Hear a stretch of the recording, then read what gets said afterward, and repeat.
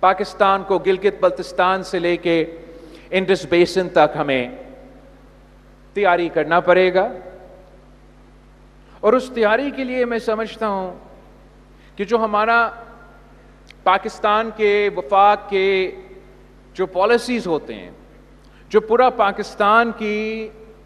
P S D P آپ کو معلوم ہے کہ پی ایس ڈی پی کیا ہے؟ ایسے ہمارا جو گورننس میں پلاننگ کا اور بجٹری کا پروسیجر ہے وہ P S D P department کہتے ہیں. اب مسئلہ صرف یہ ہے کہ جو پی ایس ڈی پی اور اے ڈی پی بناتے ہیں وہ تو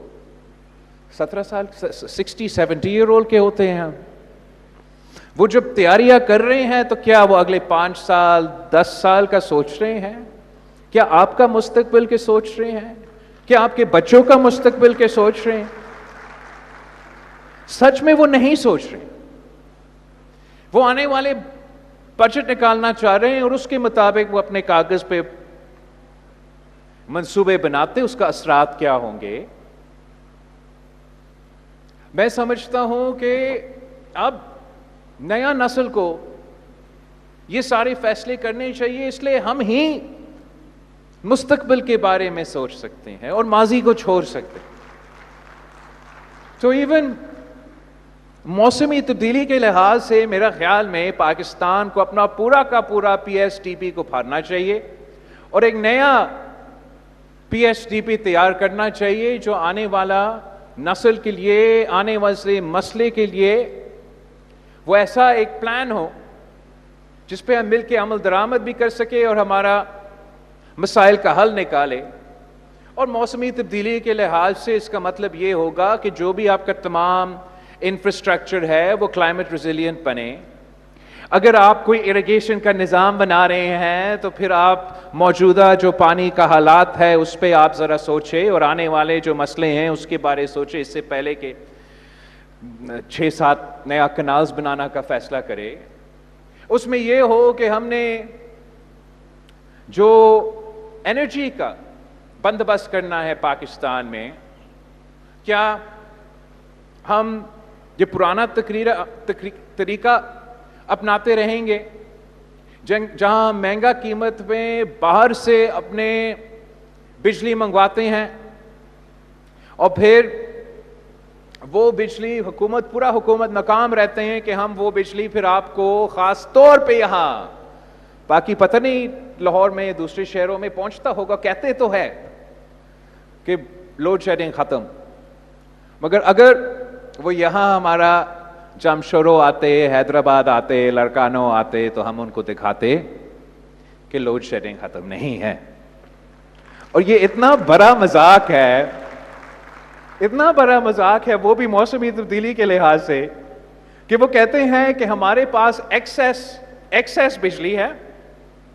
تو ہم آپ کو اجازت نہیں دیں گے کہ آپ نیا بجلی گھر بنائیں، چاہے وہ سولر ہو، چاہے وہ ونڈ ہو یا آپ کا کول ہو، اور جو ہمارا مہنگا باہر سے منگوایا ہوا بجلی ہے وہ ہم خریدتے رہیں گے. اور وہ زیادہ بجلی ہے، مہنگا ہے، مگر ہر پاکستانی کو ہم بجلی نہیں پہنچا سکتے. تو میں سمجھتا ہوں یہی نتیجہ نکلتا ہے جب آپ جیسے لوگ ہمارے ساتھ بیٹھ کے یہ فیصلہ نہیں کریں کہ اس ملک کا مستقبل کیا ہوگا، اس ملک کے فیصلے کیا ہوں گے، اس ملک کا پالیسی کیا بنے گا. وہ جب آپ وہ فیصلے کریں گے تو پھر شاید کوئی فرق محسوس ہوگا. اس میں ہمارے پاس وسائل ہے. اللہ تعالیٰ نے ہمیں نہ صرف دنیا میں سب سے بڑا جو کوئلہ کا سٹور ہے وہ آپ کے پاس ہے، سندھ میں سورج کا بھی کوئی کمی نہیں ہے، آپ ہی کے یہاں جمپیر سے ہمارا یہ ونڈ پاور بھی بنتا ہے. ہم تو پورا پاکستان کو سب کم ترین پرائس پہ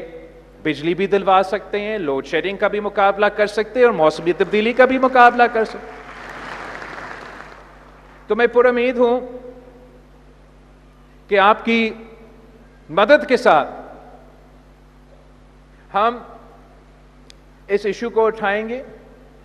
اور یہ ایشو پاکستان کے مستقبل اور آنے والے نسلوں کے لیے بہت اہم ہے۔ ہم نے 26 امینڈمنٹ میں پاکستان کی تاریخ میں پہلی بار ہمارا آئین میں تو لکھوا دیا کہ environment is a fundamental right، اور اب انشاءاللہ تعالی ہم اس پہ مل کے کام کریں گے تاکہ ہم کلائمیٹ ریزیلینٹ انفراسٹرکچر دلوا سکے، ہم گرین انفراسٹرکچر دلوا سکے، ہم گرین اور آرگینک انرجی دلوا سکے، تاکہ آپ کو ہمارا معیشت چلے، آپ کو روزگار ملے، اور ہم سب مل کے ایک ایسا مستقبل کا بندوبست کرے جو روشن بھی ہو۔ اب یہ تو ایک لحاظ سے بہت ہی اہم ٹاپک ہے، ساتھ ساتھ ایک ہی اور بڑا ٹاپیکل اور امپورٹنٹ ایشو ہے جس پہ میں نہ صرف آپ سے بات کرنا چاہ رہا تھا، مگر اس پہ بھی آپ کی مدد چاہیے، باقاعدہ مدد چاہیے۔ دیکھیے، ایک زمانے میں تو انفراسٹرکچر ہوتا تھا تو وہ ہمارا انڈس اور سمندر انفراسٹرکچر ہوتا تھا، پھر اس کے بعد سڑک، روڈ، وہ ہمارا انفراسٹرکچر بن گیا، ریلوے، ایئرپورٹ، ہائی وے، موٹر وے، وہ سب کچھ ہو گیا۔ اب آج کی دنیا میں نیا انفراسٹرکچر موجود ہے، اور جیسے ماضی میں یہ سوچ ہوتا تھا کہ عوام کو یا کنٹرول کرنے کے لیے یا طاقت حاصل کرنے کے لیے ہم نے پہلے سمندر کو کنٹرول کرنا تھا، پھر سڑک کو کنٹرول کرنا تھا، تو کوئی اب آج کی دنیا میں میرا خیال میں میرے اور آپ کے لیے اور آنے والے کل کے لیے جو انفراسٹرکچر ہے وہ ہمارا بینڈ وتھ ہے، وہ ہمارا فائبر آپٹک کیبل ہے، وہ ہمارا وائرلیس انٹرنیٹ سروسز ہے۔ اور ویسے جیسے ماضی میں کسی نہ کسی بہانے پہ آپ کو کنٹرول کرنے کی کوشش کیا گیا ہے، آپ کو سینسر کرنے کی کوشش کیا گیا ہے، ویسے ہی آج کل ایسے کئی کو کوشش ہو رہا ہے۔ اور یہ ایک اور ثبوت ہے کہ آپ کے پاس کتنا طاقت ہے۔ وہ ڈرتے ہیں کہ اجتماعی طور پہ آپ اپنا انٹرنیٹ ڈیوائس نہ استعمال کریں اور کہیں نہ کہیں آپ کا حق کا مطالبہ کریں۔ تو میں سمجھتا ہوں کہ اس سے پہلے کہ ہم اپنا موسمی تبدیلی کے لحاظ سے، اپنے پانی کے لحاظ سے، اپنے جہاں آپ نے اپنا حق کا مطالبہ کرنا ہے وہ تو ہم سب کا حق ہے، لیکن اس سے پہلے ہم سب نے مل کے اپنا ماڈرن دنیا میں، آج کے دور میں، جیسے ماضی میں ہمارے بڑوں نے اپنے حق کے لیے جدوجہد کیا اپنے ریالٹیز کے مطابق، ویسے ہی آج کا نیا نسل کو مل کے اپنے حق کے لیے ہمیں جدوجہد کرنا پڑے گا، ہمیں اویئرنیس اسپریڈ کرنا پڑے گا، ہمارے حق ہمیں مطالبہ کرنا پڑے گا۔ اگر آپ تاریخ اٹھا کے دیکھیں، اسی خطے کے، پوری دنیا کے، کسی نے کبھی ایسے مفت میں کسی کو اپنا حق نہیں دلوائے۔ تاریخ گواہ ہے کہ جب بھی کسی قوم کو، کسی ہجوم کو، کسی لوگوں کو حق ملا ہے، انہوں نے وہ حق چھینا ہے، اور سب سے اول کا کردار ہمارا طلباء کا رہا ہے، ہمارا اسٹوڈنٹس کا رہا۔ ہم کہتے تو ہیں کہ پاکستان پیپلز پارٹی اور قائد عوام شہید ذوالفقار علی بھٹو نے سرزمین بے آئین کو آئین دلوایا اور جمہوریت اور ہمارا وفاقی جمہوری اسلامی نظام دلوایا، مگر اس میں بھی صف اول کا کردار کس کا تھا؟ اس ملک کا طلباء کا تھا، اس ملک کا نوجوانوں کا تھا۔